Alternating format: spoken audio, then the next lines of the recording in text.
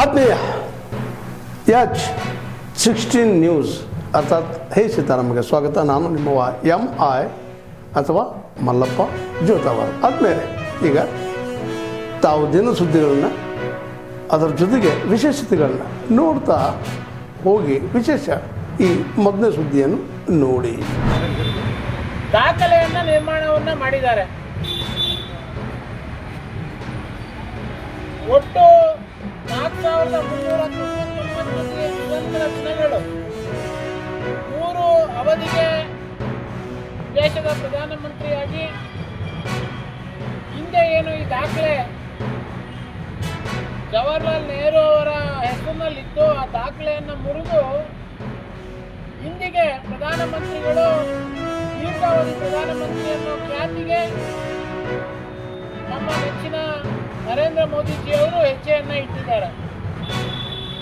ಇವತ್ತು ನಾವೆಲ್ಲರೂ ಕೂಡ ಚಿತ್ರದುರ್ಗ ಭಾರತೀಯ ಜನತಾ ಪಾರ್ಟಿ ಚಿತ್ರದುರ್ಗ ನಗರದ ವತಿಯಿಂದ ನಮ್ಮೆಲ್ಲ ಪಕ್ಷದ ಕಾರ್ಯಕರ್ತರು, ನಮ್ಮ ನಗರದ ಅಧ್ಯಕ್ಷರ ನೇತೃತ್ವದಲ್ಲಿ ನಮ್ಮ ಎಲ್ಲ ಪದಾಧಿಕಾರಿಗಳು, ನಮ್ಮ ಎಲ್ಲ ಕಾರ್ಯಕರ್ತರು ಸೇರಿ ನೀಲಕಂಠೇಶ್ವರ ಸ್ವಾಮಿ ದೇವಸ್ಥಾನದಲ್ಲಿ ಬೆಳಗ್ಗೆಯಿಂದ ಅರ್ಚನೆ ಅಭಿಷೇಕಗಳನ್ನೆಲ್ಲ ಮಾಡಿ ಸಾಮೂಹಿಕ ಪೂಜೆಯನ್ನು ಮಾಡಿ ದೇವರು ನರೇಂದ್ರ ಮೋದಿಜಿಯವರಿಗೆ ಆಯಸ್ಸನ್ನು ಹೆಚ್ಚು ಮಾಡಲಿ, ಅವರ ಆರೋಗ್ಯವನ್ನು ಗಟ್ಟಿಯಾಗಿಟ್ಟಿರಲಿ, ಅವರು ಇನ್ನೂ ದೀರ್ಘಕಾಲದ ಅವಧಿಯವರೆಗೂ ನಮ್ಮ ದೇಶವನ್ನು ಮುನ್ನಡೆಸುವಂಥ ಸಾಮರ್ಥ್ಯ ಭಗವಂತ ಅವರಿಗೆ ಕರುಣಿಸಲಿ ಅಂತ ಹೇಳಿ ನಾವೆಲ್ಲರೂ ಇವತ್ತು ಕಾರ್ಯಕರ್ತರು ದೇವರಲ್ಲಿ ಪ್ರಾರ್ಥನೆಯನ್ನು ಮಾಡಿದ್ದೇವೆ. ಇವತ್ತು ಕೇವಲ ಇದೊಂದು ನಿಮಿತ್ತವಾದಂಥ ದಾಖಲೆಯನ್ನು ಅಷ್ಟೇ ಅವರು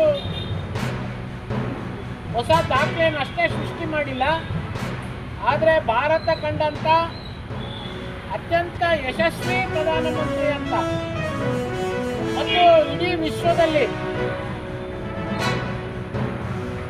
ಅತ್ಯುನ್ನತ ನಾಗರಿಕ ಗೌರವಗಳನ್ನು ಎಲ್ಲ ದೇಶಗಳಿಂದ, ಅತಿ ಹೆಚ್ಚು ದೇಶಗಳಿಂದ ಪಡೆದಂಥ ಈ ಜಗತ್ತಿನ ಯಾರಾದರೂ ಏಕೈಕ ವ್ಯಕ್ತಿ ಯಾರಾದರೂ ಇದ್ದಾರೆ ಅಂತಂದ್ರೆ ಅದು ನರೇಂದ್ರ ಮೋದಿಜಿ ಅಂತೇಳಿ ನಾವೆಲ್ಲರೂ ಕೂಡ ಬಹಳ ಹೆಮ್ಮೆಯಿಂದ ನಾವು ಹೇಳ್ಕೊಳ್ಬೋದು.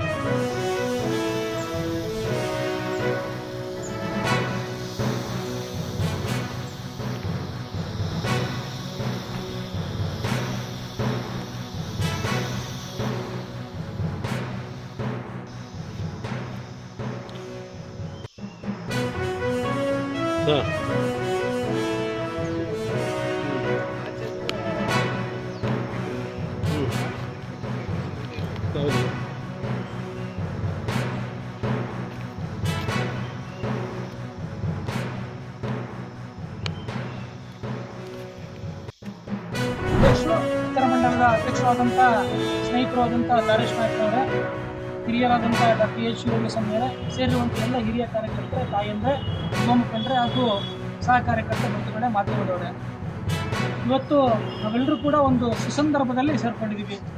ಏನು ಅಂದರೆ, ದೇಶವನ್ನು ಒಬ್ಬ ದೇಶಭಕ್ತ ಕಳೆದ 12 ವರ್ಷಗಳಿಂದ ಈ ಒಂದು ಪ್ರಧಾನಮಂತ್ರಿ ಅನ್ನೋ ಜವಾಬ್ದಾರಿ ತಗೊಂಡು ದೇಶಕ್ಕೆ ಸಾಕಷ್ಟು ಕೆಲಸಗಳನ್ನು ನಾವು ಮಾಡೋದ್ರ ಜೊತೆಗೆ ದೇಶವಾಸಿಗಳಿಗೆ ಸುಭದ್ರ ಜೀವನವನ್ನು ಕೊಟ್ಟಂಥ ನರೇಂದ್ರ ಮೋದಿಜಿಯವರು 13ನೇ ವರ್ಷಕ್ಕೆ ತಮ್ಮ ಜವಾಬ್ದಾರಿಯ ನಿರ್ವಹಣೆಯ 13ನೇ ವರ್ಷಕ್ಕೆ ಕಾಲಿಟ್ಟಿದ್ದಾರೆ. ಪ್ರಧಾನಮಂತ್ರಿಗಳಾಗಿ ಅತಿ ಹೆಚ್ಚು ಸೇವೆ ಸಲ್ಲಿಸಿರುವಂಥ ವ್ಯಕ್ತಿ ನರೇಂದ್ರ ಮೋದಿಜಿಯವರು ಇವತ್ತು ಸಾಬೀತಾಗಿದೆ. ಹಾಗೆ ನಾನು ಒಂದು ವಿಷಯನ ಹೇಳಲಿಕ್ಕೆ ಇಷ್ಟಪಡ್ತೀನಿ. ಸಂಖ್ಯೆ ಒಂದೇ ಮುಖ್ಯ ಅಲ್ಲ. ನರೇಂದ್ರ ಮೋದಿಜಿಯವರು ಬಂದ ಯುದ್ಧ ಕಾಲದ ಸಮಯ ಆಗಿರ್ಬೋದು, ಆರ್ಥಿಕ ದಿವಾಳಿ ಸಮಯ ಇತ್ತು 2014ರಲ್ಲಿ, ಇಂಥ ಸಮಯದಲ್ಲಿ ಇದ್ರೂ ಕೂಡ ಮಾನ್ಯ ಪ್ರಧಾನಮಂತ್ರಿಗಳು ಈ ದೇಶವನ್ನು ಅತ್ಯಂತ ಜಾಗರೂಕವಾಗಿ ಮತ್ತೆ ದೇಶ ಪ್ರೇಮದ ಒಂದು ತಳಹದಿಯಲ್ಲಿ ಕೆಲಸವನ್ನು ಮಾಡ್ತಾ ಮುಂದುವರಿಸಿದ್ರು. ನಾವೊಂದು ಯೋಚನೆ ಮಾಡಬಹುದು, 2014 ನಂತರ ದೇಶದ ಉನ್ನತೀಕರಣ ಹೇಗೆ ಆಯಿತು ಅಂತಂದ್ರೆ ಇವತ್ತು ಅಂಕಿಅಂಶಗಳು ಎಲ್ಲ ಟಿವಿಗಳಲ್ಲಿ ಸಿಗ್ತಾ ಇದೆ ನಮಗೆ. ಒಂದು ವಿಚಾರ ಮಾಡಿ, 2014 ಹಿಂದೆ ಹುಬ್ಬಳ್ಳಿಯಲ್ಲೂ ಬಾಂಬ್ ಬ್ಲಾಸ್ಟ್ ಆಗ್ಬೋದಿತ್ತು, ಬಾಂಬೆನಲ್ಲೂ ಬಾಂಬ್ ಬ್ಲಾಸ್ಟ್ ಆಗ್ಬೋದಿತ್ತು, ದೇಶದ ಎಲ್ಲಿ ಬೇಕಾದ್ರೂ ಬಾಂಬ್ ಬ್ಲಾಸ್ಟ್ ಆಗ್ಬೋದಿತ್ತು. ಆದರೆ ಪ್ರಧಾನಮಂತ್ರಿಗಳು ಬಂದ ನಂತರ ಇಲ್ಲಿಯವರೆಗೆ ಕಾಶ್ಮೀರ ಬಿಟ್ಟು ಎಲ್ಲೂ ಕೂಡ ಒಂದು ಬಾಂಬ್ ಬ್ಲಾಸ್ಟ್ ಆಗಿಲ್ಲ. ಮೊದಲು ನಮ್ಮ ತಾಯಿಯಂದ್ರ ಮನೆಯಿಂದ ಮಕ್ಕಳು ಹೊರಗೆ ಕೊಟ್ಟರೆ ವಾಪಸ್ ಬರ್ತಾರಿಲ್ಲ ಅನ್ನೋದು ಅಪನಂಬಿಕೆ ಇತ್ತು.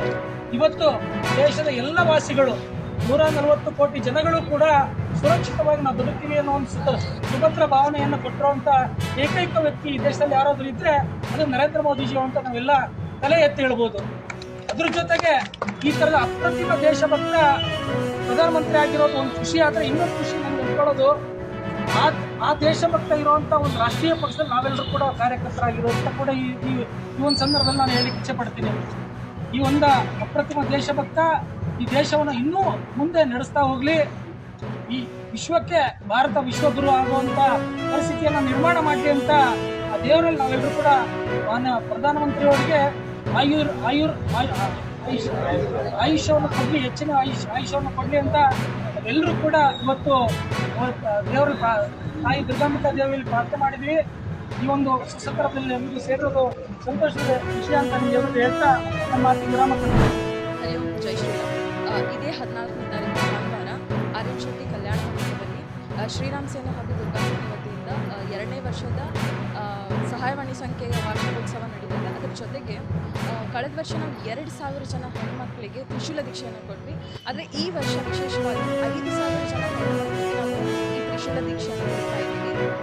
ಅದರ ಜೊತೆಗೆ ಈ ಆಮಂತ್ರಣದಲ್ಲಿ ಅಧ್ಯಕ್ಷತೆಯನ್ನು ವಹಿಸಿದಂಥ ಪರಮ ಪೂಜ್ಯ ಶ್ರೀ ಮಾತಾಜಿ ತೇಜೋಮಯಿ ಅವರು ಆಗಮಿಸ್ತಾ ಇದ್ದಾರೆ.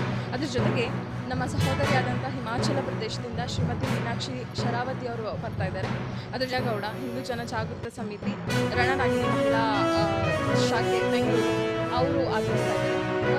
ಪ್ರತಿಯೊಬ್ಬ ಹಿಂದೂ ಬಾಂಧವರು ಎಲ್ಲ ಹಿಂದೂ ಕುಟುಂಬದವರು 14ನೇ ತಾರೀಕಿಗೆ ಈ ತ್ರಿಶೂಲ ದೀಕ್ಷೆ ಕಾರ್ಯಕ್ರಮಕ್ಕೆ ಆಗಮಿಸಿ ಯಶಸ್ವಿಗೊಳಿಸಬೇಕಂತ ಹೇಳಿ ಲಾಸ್ಟ್ ಟೈಮ್ 2,000 ತ್ರಿಶೂಲವನ್ನು ದೀಕ್ಷೆ ಕೊಟ್ಟಿದ್ವಿ. ಈ ಸಲ 5,000 ಜನ ಹೆಣ್ಮಕ್ಳಿಗೆ ಕೊಡ್ತಾರೆ. ಪ್ರತಿಯೊಬ್ಬ ಸ್ಕೂಲ್ ಹೆಣ್ಮಕ್ಳಿಗೆ, ಕಾಲೇಜ್ ಹೋಗೋರಿಗೆ, ಆಮೇಲೆ ಎಲ್ಲ ವರ್ಕಿಂಗ್ ವುಮೆನ್ಸ್ಗೆ. ಯಾಕಂದರೆ ಎಲ್ಲ ಕಡೆ ಅಣ್ಣ ತಮ್ಮ ಯಾರೂ ಅವ್ರ ಪ್ರೊಟೆಕ್ಷನ್ ಇರೋಕ್ಕಾಗಂಗಿಲ್ಲ. ಸೊ ಅವರೇ ಸೆಲ್ಫ್ ಪ್ರೊಟೆಕ್ಷನನ್ನು ಅವರೇ ಮಾಡ್ಕೋಬೇಕು ಅಂತ ಹೇಳಿ ಈ ಒಂದು ತ್ರಿಶೂಲವನ್ನು ನಾವು ಅವ್ರಿಗೆ ದೀಕ್ಷೆ ಕೊಡ್ತಾ ಇದ್ದೀವಿ. ಇಲ್ಲ, ಬಟ್ ಅದು ಯೂಸ್ ಮಾಡಿಕೊಂಡು ಹೆದರಿಸಿ ಅವ್ರು ಸೇಫಾಗಿ ಬಂದಿರುವಂಥದ್ದು ಬಹಳಷ್ಟು ರೀಸನ್ಸ್ ಇದೆ. ತಾವೆಲ್ಲ ಇಲ್ಲಿವರೆಗೆ ಸುದ್ದಿಗಳನ್ನು ನೋಡಿದಿರಿ, ಜೊತೆಗೆ ವಿಶೇಷ ಘಟನೆಗಳನ್ನು ಸಹ ನೋಡಿದಿರಿ. ಅದು ನಿಮ್ಗೆ ಏನು ಅನ್ನಿಸ್ತು? ನಿಮಗೆ ಲೈಕ್ ಮಾಡಿರಿ, ಶೇರ್ ಮಾಡಿರಿ, ಕಾಮೆಂಟ್ ಮಾಡಿರಿ, ಜೊತೆಗೆ ಸಬ್ಸ್ಕ್ರೈಬ್ ಮಾಡಿಸ್ಬೇಡ್ರಿ. H16 ನ್ಯೂಸ್ ಅರ್ಥಾತ್ ಸಿದ್ದರಾಮಯ್ಯ ಸತ್ಯದ ಕೈಗನ್ನಡಿ ವಂದನೆಗಳು.